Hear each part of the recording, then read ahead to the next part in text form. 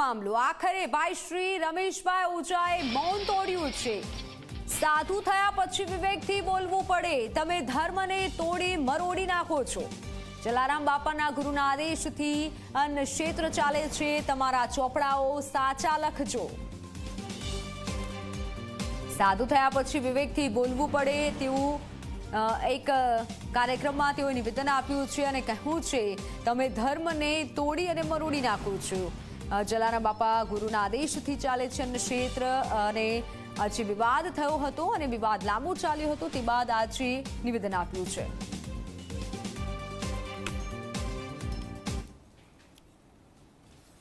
આજે આપણે ધર્મને તો તોડી મરોડી નાખીએ છીએ.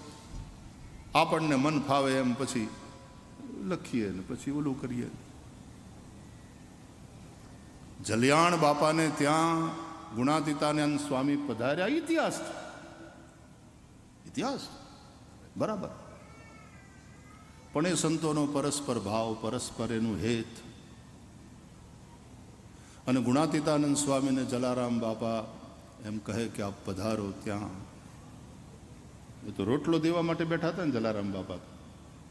ગૃહસ્થ અને ભોજલરામ બાપાના શિષ્ય.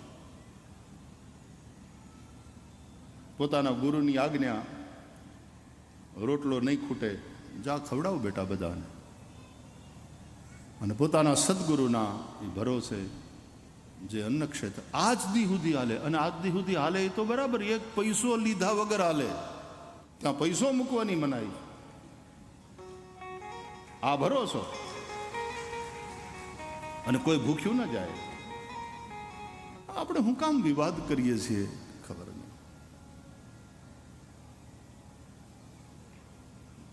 ચોપડા હાચા લખજો, હાચા લખજો. ઇતિહાસ છે, ઇતિહાસ છે, એ હાવ સાચી વાત. પણ એક ઐતિહાસિક તથ્ય હોય છે અને એક એની પાછળનું સત્ય હોય છે. તો સમાચારોમાં હાલ